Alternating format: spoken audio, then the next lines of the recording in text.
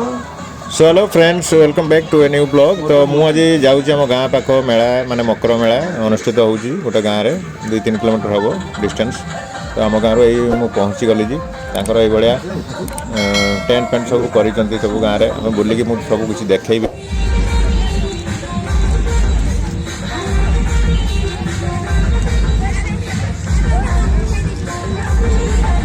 सुंदर पेंडेल बनई पेंडेल भीतर मकर ठाकुर बनई चलते देखा बहुत सुंदर कारुकार्य जी भी बनई बहुत सुंदर बनई।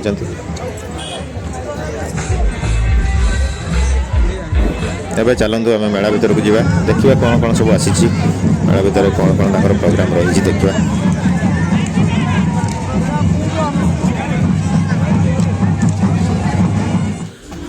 ये सेल्फी पॉइंट समस्त को आकृष्ट करुच्चे समस्ते जाऊँच सेल्फी नापी।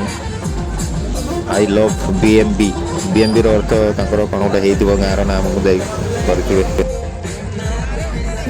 केते सुंदर सुंदर बेलून सब आसी बेलून सब पिला सब आकृष्ट करे। आम भी जो छोट थी मेलार यही सब बेलून फेलून सब किणुलु पिला बेलर कथा न कहले सारे बहुत स्मृति रही यही मकर मेला।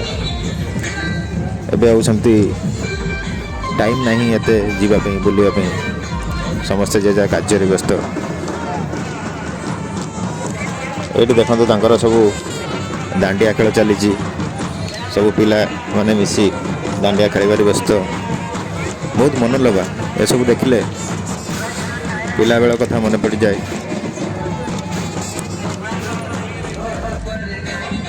एबे जीवा आमे फूड स्टॉल पाखकू देखा कौन कौन सब फास्ट फूड सब आसी देखो सब एग रोल चाउमिन विभिन्न वेराइटी टाइप खाद्य सब आसी लोक मैंने सब खाइबार व्यस्त विभिन्न प्रकार जिनस किणाकुणी समस्त व्यस्त अच्छा समस्त दूर दूरांत आसि पैसा रोजगार करने एवं लोकों मध्य खुशी देवाई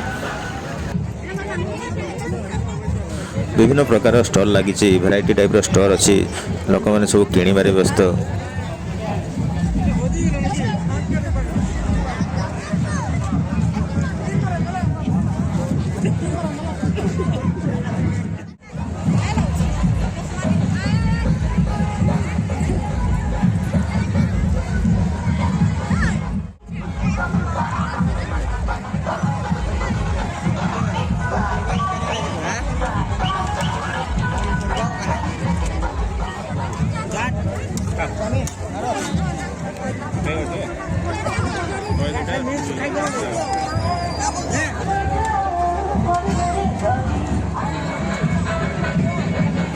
वीडियो भल लगी लाइक करूँ कमेंट करूँ शेयर करूँ एवं सब्सक्राइब कर दिंतु। सब्सक्राइब करने किसी टंका आवश्यकता पड़ेनि कि टंका देवाई पड़ेनि। आपंकर मूल्यवान समय दे देखुवर बहुत बहुत धन्यवाद। आपण मैंने गोटे सब्सक्राइब कले आमको आगे बढ़ापी आपंकर गोटे सब्सक्राइब बटन आमको साहाय्य कर आमको इच्छा आगू नुआ नुआ वीडियो आने।